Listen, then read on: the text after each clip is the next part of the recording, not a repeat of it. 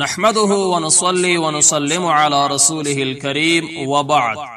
محترمو زنن ستاسي توجه را گرزوم و داسې یو څه ته چې هغه در حقیقت ګناه او د الله سبحانه و تعالی او د پیغمبر علیه الصلاة والسلام نافرمانی دی. خو زمونږ او ستاسې اکثره مسلمانان هغه که سپینګري دي او که ځوانان دي په دې ګناه کې مبتلا دي چې هغه د جامو یا د پرتوک د خنګرو څخه ښکته کبرا او فخرا پرېښودل دي. دا یو ګناه دی محترم.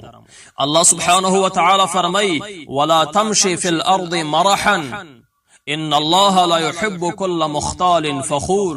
پس مکه باندې په ناز او نخرو سره مګرځه، بشک الله سبحانه و تعالی هغه انسان سره محبت نه کوي چې هغه کبرجن وي او فخر کوونکی وي.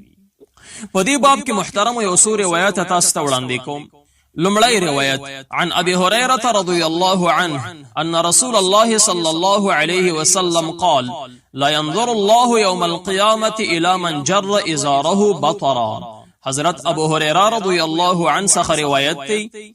د فرمایي چې پیغمبر علیه الصلاة والسلام فرمایلی چې الله سبحانه و تعالی به په ورځ د قیامت کې په نظر د رحمت سره نه ګوري و هغه انسان ته چې هغه د تکبر له وجې نه خپل جامې یا پرتوک خپل ځان پسې راکشکاږي او د هغې پرتوک د خنګرو نه ښکته پروت یو د ځان پسې داسې راکشکاږي. په ورځ د قیامت کې به دغه انسان ته الله سبحانه و تعالی په نظر د رحمت سره نه ګوري.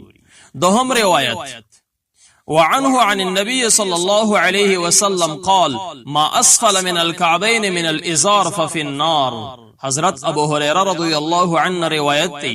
دوی د پیغمبر علیه الصلاة والسلام نه روایت کوي. پیغمبر علیه الصلاة والسلام فرمایلی هغه لنګ یا پرتوک چې د خنګرو نه ښکته پروت وي دغه لنګ اغوستونکی او دغه پرتوک اچونکی به په اور د جهنم کې وي.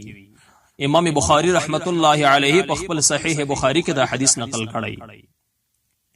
دریم روایت وعن ابي ذر رضي الله عنه عن النبي صلى الله عليه وسلم قال ثلاثة لا يكلمهم الله تبارك وتعالى يوم القيامة ولا ينظر إليهم ولا يزكيهم ولهم عذاب أليم. حضرت ابو ذر رضي الله عنه روایت دی. دوی د پیغمبر علیه الصلاة والسلام نه روایت کوي.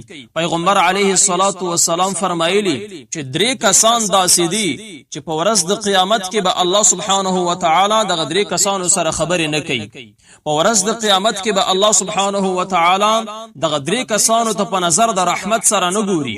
په ورځ د قیامت کې به الله سبحانه و تعالی دغه درې کسان د ګناهونو څخه نه پاک کوي.